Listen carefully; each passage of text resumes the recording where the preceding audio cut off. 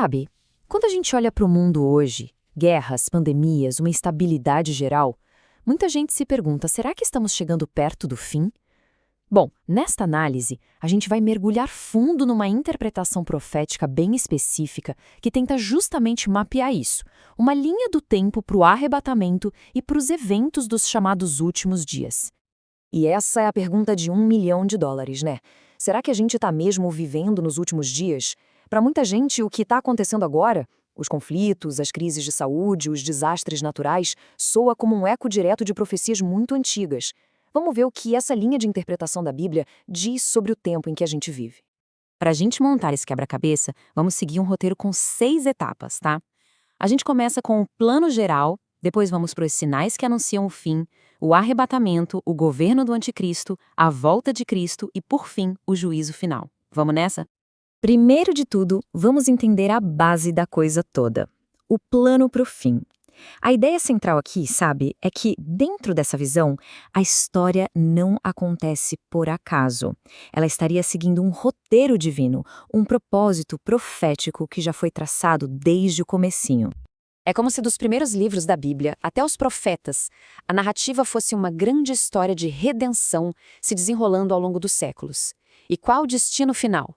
O estabelecimento de um reino eterno de Deus. Esse é o clímax para onde tudo estaria apontando. E olha, essa ideia de um reino final não é de agora não, hein? Dá uma olhada nessa profecia do livro de Daniel. Ela fala sobre um reino divino que vai simplesmente substituir todos os impérios humanos. Um reino que vai durar para sempre. Essa promessa que serve de alicerce para todos os eventos que a gente vai explorar. Ok, então se existe um plano, como é que a gente saberia que está se aproximando do final dele? É aí que entram os famosos sinais dos tempos. São os indicadores que, segundo as profecias, mostrariam que o fim está próximo.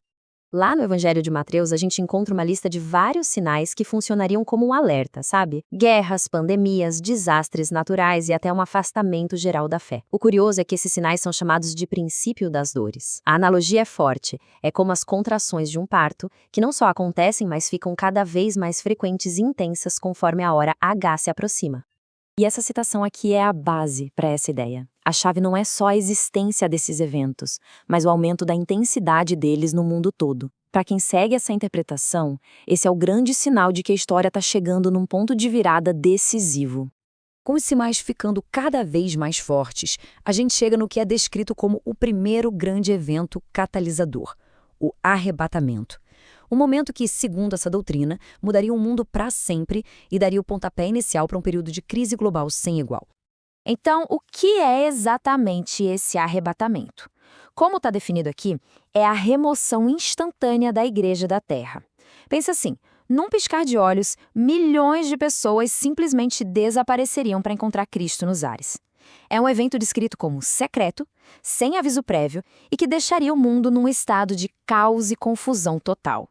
A principal base bíblica para a doutrina do arrebatamento vem desta passagem.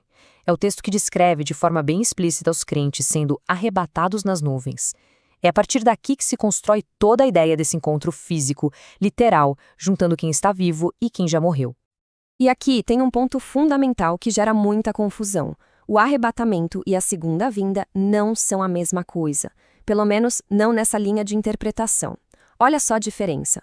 No arrebatamento, Cristo vem para a igreja, de forma secreta, nos ares. Já na segunda vinda, anos depois, ele volta com a igreja, de um jeito público, visível para o mundo inteiro.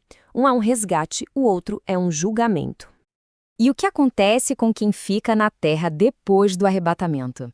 Bom, aí começa um período de 7 anos, conhecido como a Grande Tribulação. Durante esses 7 anos de tribulação, o vácuo de poder que se formou no mundo seria preenchido. É nesse cenário caótico que surge uma figura super carismática, um líder mundial que promete paz e segurança, mas que as profecias identificam como o anticristo. A base do governo dele seria um sistema de controle absoluto. E o símbolo desse controle é a famosa marca da besta. Segundo o livro do Apocalipse, seria um sistema onde ninguém poderia comprar ou vender sem ter essa marca. Ela funcionaria não só como um passaporte econômico, mas também como um selo de lealdade a esse novo regime. Essa passagem do Apocalipse é bem direta sobre o poder que esse sistema vai ter. O ponto central aqui é que a marca não é só uma questão econômica, mas um ato de adoração ao anticristo e de rejeição a Deus. E claro, junto com essa figura, vem o número mais famoso do Apocalipse, 666. Um símbolo que já gerou todo tipo de especulação, né?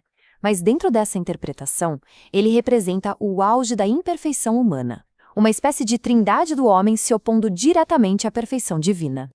E durante esse período, o Apocalipse descreve a ira de Deus caindo sobre a terra em ondas de juízos cada vez piores.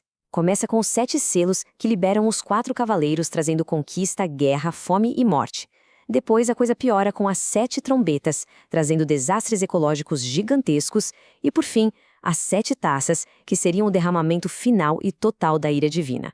No pico desse caos todo, quando parece que não tem mais saída, a narrativa chega no seu grande clímax, a volta visível e triunfante de Cristo. E atenção, este não é o arrebatamento secreto. Esta é a segunda vinda, pública, para acabar com a tribulação de uma vez por todas. No finalzinho dos 7 anos, os exércitos do mundo, liderados pelo Anticristo, se juntam para uma batalha final num lugar chamado Armagedon. Só que a batalha é curta.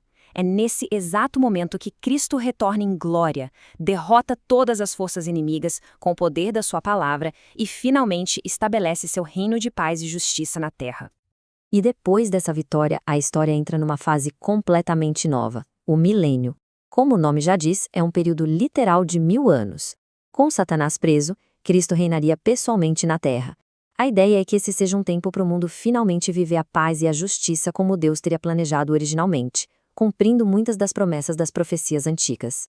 E chegamos na reta final, a sexta e última parte. O que acontece depois desses 1000 anos? É o fim da história como a gente conhece, com o juízo final e o começo da eternidade? Depois que os 1000 anos se passam, a história chega ao seu capítulo derradeiro. Primeiro, acontece o juízo do grande trono branco, onde todos que rejeitaram a Deus ao longo da história são julgados. E aí vem o ato final. A criação que a gente conhece é desfeita e dá lugar a um novo céu e uma nova terra. Um estado eterno, onde a promessa é que não vai mais existir dor, sofrimento ou morte. E toda essa linha do tempo profética termina com essa única palavra no final da Bíblia, Maranata. É uma expressão antiga em aramaico que significa Vem Nosso Senhor. Para os que acreditam nessa interpretação, isso não é só uma palavra, mas é a esperança que resume tudo. A certeza de que a história tem um propósito e está caminhando em direção ao retorno de Cristo.